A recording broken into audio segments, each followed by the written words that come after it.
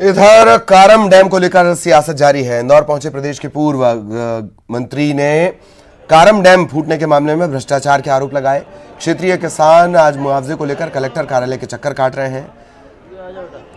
प्रदेश के दो मंत्री मुख्यमंत्री के सामने पहुंचकर जेसीबी चालकों को सम्मानित कर रहे हैं, पीठ थपथपा रहे हैं, जो इलाके के किसानों और जनता के साथ सरासर धोखा है। उन्होंने ये भी कहा कि धार जिले के पूर्व विधायक और वरिष्ठ भाजपा नेता भंवर सिंह शेखावत ने इस एक प्रेस विज्ञप्ति में कारम परियोजना का निर्माण कांग्रेस के समय प्रारंभ हुआ था, इस तरह की बात उन्होंने कुछ कही है।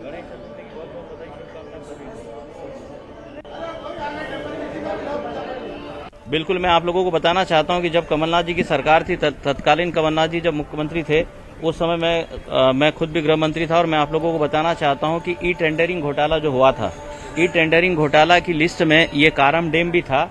इसकी जांच भी शुरू हो गई थी और मैं आपको बताना चाहता हूं कि पूर्व सिंचाई मंत्री के कुछ स्टाफ जो है ये घोटाले में अरेस्ट भी होना शुरू हो गए थे, गिरफ्तार होना भी शुरू हो गए थे। तो बहुत बड़ा ये घोटाला है और न केवल कारम डैम ही नहीं, मध्य प्रदेश के जो लेटेस्ट जितने अभी जो डैम बने, अगर उनकी जो जांच होगी तो इस सरकार की पूरी पोल खुल जाएगी। हमारे यहाँ पर, मेरे यहाँ पर भी एक लगभग 500 करोड़ रुपए का लोअर गोई डैम बना था।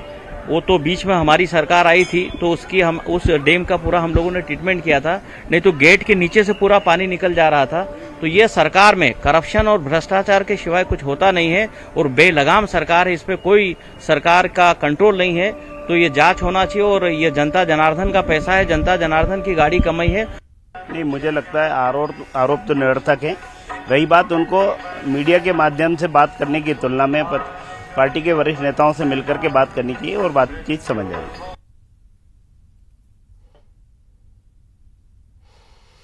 तो कारम डैम को लेकर सियासत ये चल रही है। पूर्व गृह मंत्री हैं बाला बच्चन, वो पहुंचे हुए थे। उस दौरान उन्होंने तमाम आरोप लगाए, भ्रष्टाचार के आरोप लगाए, और भी बातें उन्होंने कही। और कांग्रेस शासन के समय इसका निर्माण शुरू हुआ था। सहयोगी अरुण इस वक्त हमारे साथ जुड़े हुए हैं।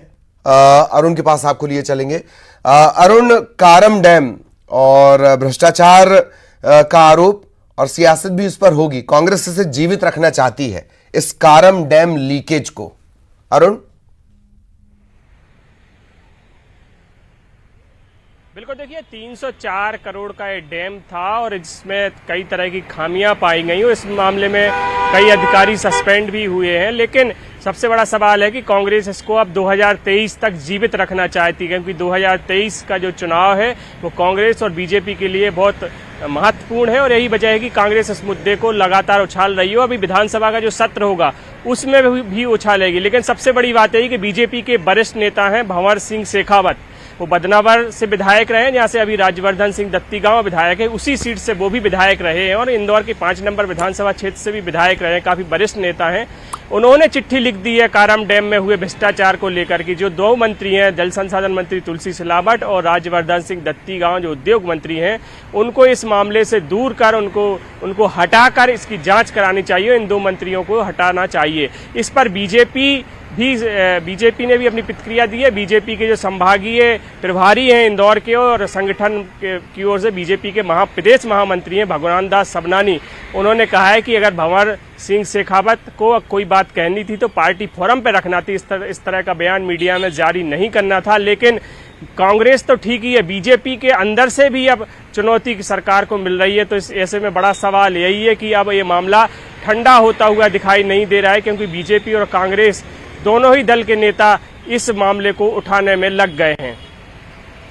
बिल्कुल, बहुत बहुत शुक्रिया अरुण इस तमाम जानकारी के लिए। सहयोगी अरुण विस्तार से जानकारी दे रहे थे।